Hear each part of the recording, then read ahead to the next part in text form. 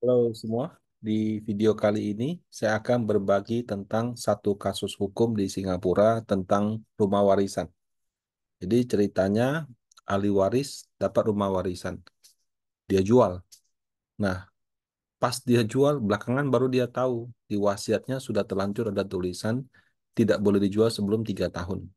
Nah, pertanyaannya, apakah wasiat ini bisa dibatalkan di pengadilan? Kalau ngikutin video saya sebelumnya, pernah ada satu case wasiatnya dibatalkan oleh pengadilan. Nah, dalam kasus ini eh, penggugat itu namanya Donald. Dia adalah ahli waris sekaligus penjual. Yang digugat namanya Kai, gitu ya, pembelinya. Nah, eh, kenapa itu jadi, maksudnya apa yang jadi objek? Jadi Donald ini jual rumah ke Kai, tapi pas sudah mau eksekusi, ternyata terhalang isi wasiat. Nah, jadi keduanya ini sama-sama ke pengadilan nih, supaya proses penjualan ini bisa dijalankan. Artinya dia minta wasiatnya dibatalkan. Nah, kenapa bisa demikian? Ya, kok udah terlanjur baru tahu gitu kan? Apakah dikabulkan oleh pengadilan? Gitu. Nah, pemilik rumah ini namanya Florence. Florence ini dia buat wasiat di Juli tahun 2000, meninggalnya di Januari 2023. Jadi 23 tahun setelah kematiannya. Isi wasiatnya menunjuk Donald dan satu orang lagi untuk mengurus propertinya setelah dia meninggal. Donald, satu orang ini sama Florence ini kakak adik. Ya. Eh, karena yang orang meninggal itu sudah sebelum Florence meninggal dia sudah meninggal, berarti otomatis ahli waris tinggal si Donald saja gitu. Nah, pada saat meninggal si Florence hanya ada dua aset, satu unit properti yang pada saat dia meninggal nilainya sekitar 3,2 juta dolar atau kalau dirupiahkan sekitar 38 miliar. Kemudian dia punya saldo uang di bank sekitar 3.700-an dolar. Jadi kalau dirupiahkan kira-kira 44 juta. Nah, properti yang diwariskan Florence ini tidak disewakan. Jadi dia nggak ada income. Kemudian properti ini juga sudah dijadikan jaminan di bank pada tahun 2017. Saldo hutangnya ada sekitar 202.000, sekitar 2,4 M. Nah, kemudian mungkin di usia tuanya si Florence juga nggak sempat bayar atau nggak ada dana untuk bayar. Dia juga hutang biaya apartemennya sekira-kira 48.000. Ya, jadi mungkin ini kalau di harganya sih harusnya nih kondominium mewah ya. Nah, karena kondo eh, dia punya dia punya maintenance yang mahal. Kalau kayak di Jakarta saja, yang kelasnya itu sudah grade yang paling atas, mungkin ya sekitar per meternya bisa 30 sampai 40 ribu per bulan. Jadi kalau luasnya 100 meter, ya 30 juta.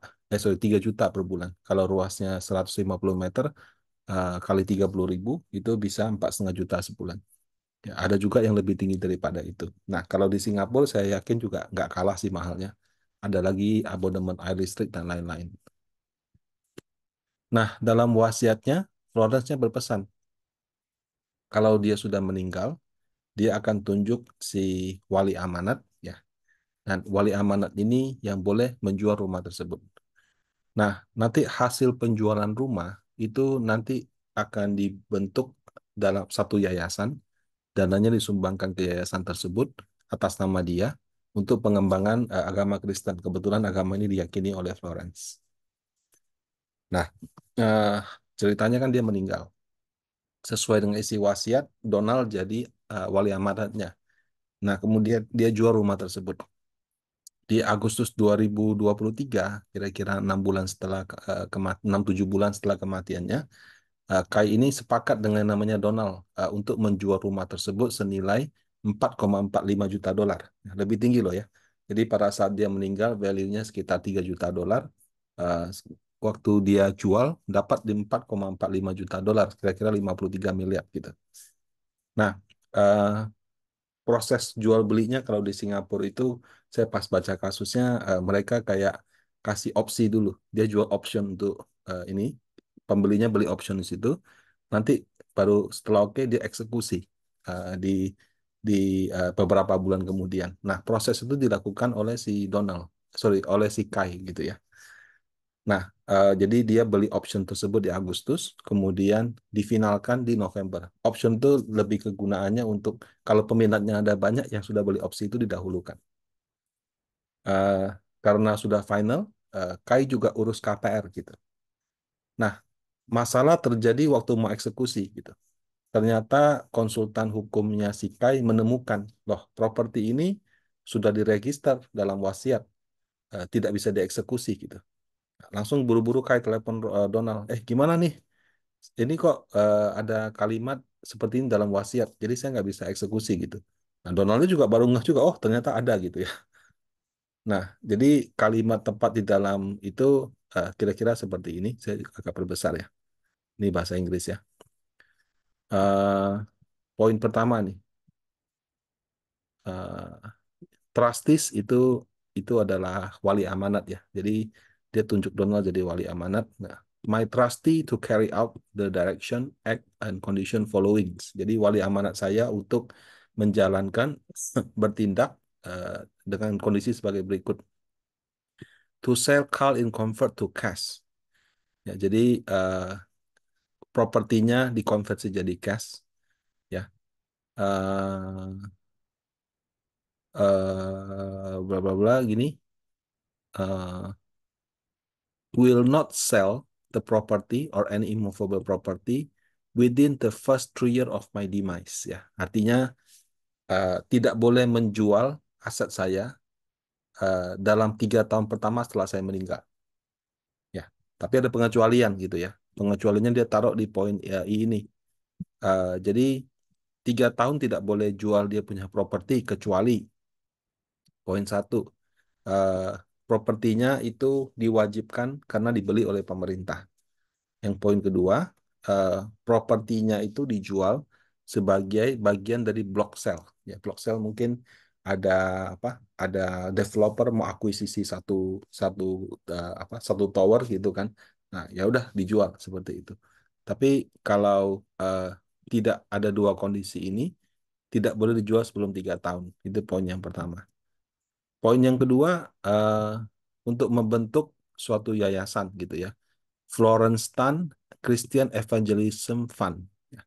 Jadi dia seorang Christian evangelist gitu. Jadi eh, untuk apabila ada penjualan dibentuklah suatu yayasan dengan nama Florence Tan Christian Evangelism Fund dengan tujuan untuk ya penyebaran ya aliran kepercayaan yang Florence ini percaya.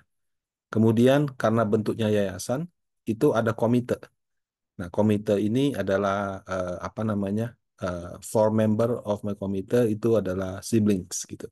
Jadi dia menunjuk 3 kakak adiknya untuk menjadi komite daripada pelaksanaan pengelolaan dana tersebut. Nah, selama dikelola boleh taruh di saham, obligasi dan seterusnya, reksadana dan seterusnya, gitu ya.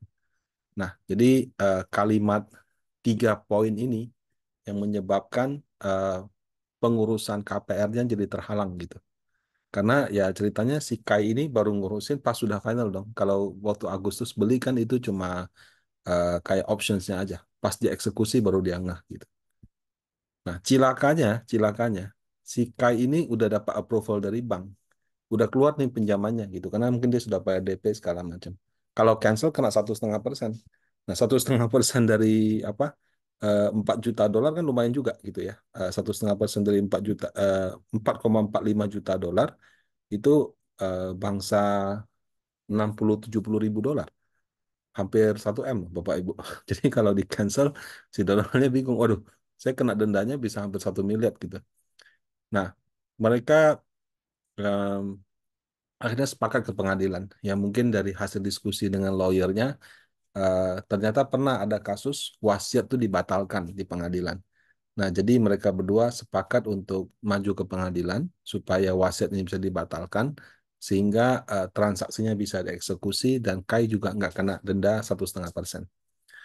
Nah, pada saat di pengadilan kan harus ada yang gugat, ada yang digugat gitu. Nah, yang menggugat Donald, eh, dia minta dibatalkan karena satu dari penawaran yang masuk harga Kai paling tinggi. Kedua, rumah ini udah jadi jaminan, udah jadi agunan bank dan hutangnya juga sudah ratusan ribu gitu, berapa miliar gitulah.